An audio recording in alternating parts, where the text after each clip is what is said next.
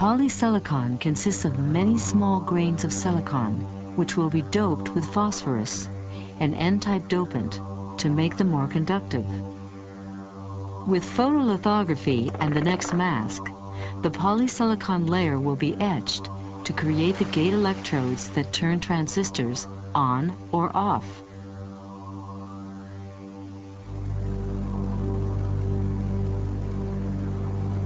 To carefully control this etch step, the polysilicon is dry etched. The width of these gates determine the distance that separates the source from the drain of the transistor, and ultimately the speed of the circuit. The remaining photoresist is removed once again.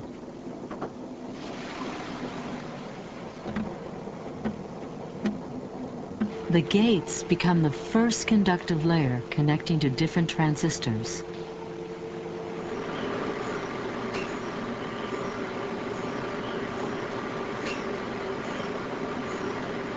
Mask number 4 allows the implantation of the N-channel regions with a high concentration of N-type dopants to form the highly conductive source and drain regions of the N-channel transistors.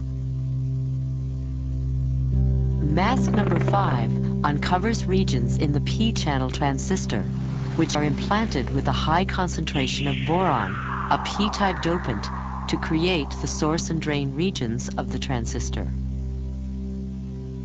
The photoresist is stripped, and again, the wafers are cleaned.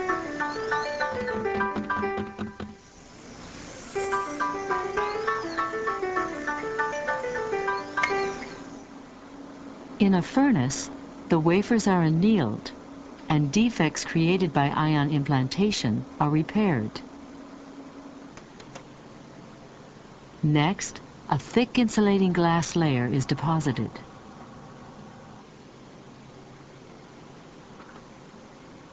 The many different layers previously deposited and patterned are completely covered, leaving an unleveled glass surface with varying depths of fields. To ensure every part of subsequent mask patterns are transferred in sharp focus, the surface must be planarized. A chemical-mechanical method is used to polish down the thick oxide layer on the wafer surface. This creates the flat, level surface required for producing high-resolution patterns.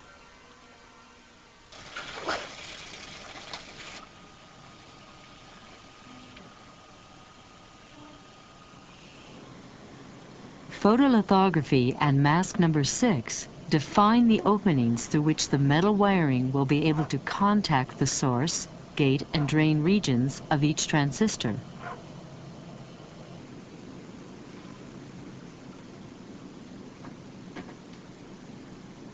By plasma etching the unmasked portions of the silicon dioxide, contact holes are created.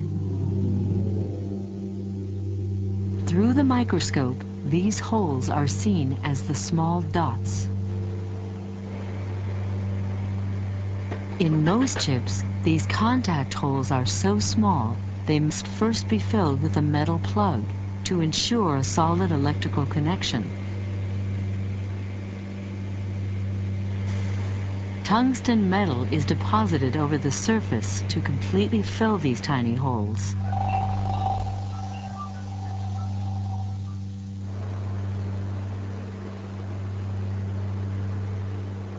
In a metal etcher, the top tungsten layer is then etched or polished down to the oxide layer. This leaves tungsten plugs in the contact holes, connecting to the polysilicon gate and the source and drain.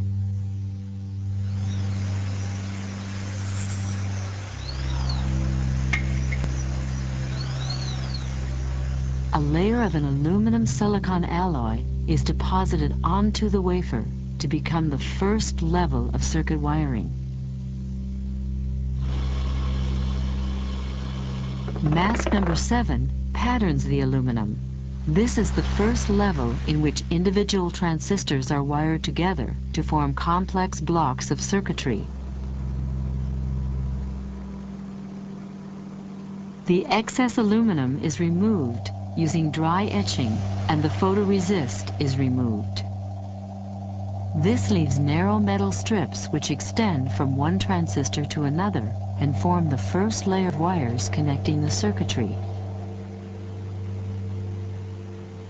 In sophisticated circuits, the wiring is so complex that it is impossible to complete with a single level of aluminum wiring. Several additional layers of wiring are often produced on the same circuit. This SEM photograph shows a device with 2 metal layers. This cross-section shows 5 metal layers. Each additional layer typically requires at least 2 additional masks and the following process steps.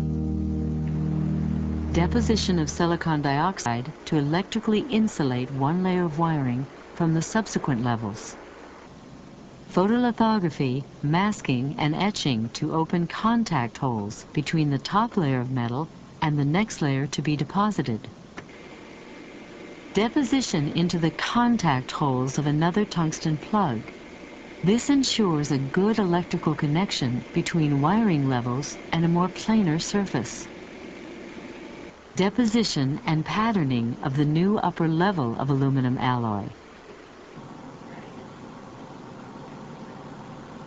After all of the desired levels of metal interconnects are in place, a final layer of silicon nitride is deposited to protect the fragile aluminum interconnects. In the last photolithography step, only the nitride on top of the bonding pads is etched away. The white aluminum pads are all along the outer edges of this chip. They are the contact points between the wires from the outside world and the integrated circuit.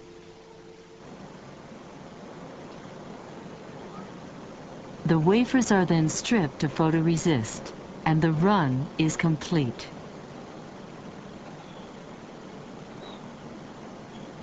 Finally, the wafers are ready for electrical testing and packaging. And me, I'm ready for my own kind of run.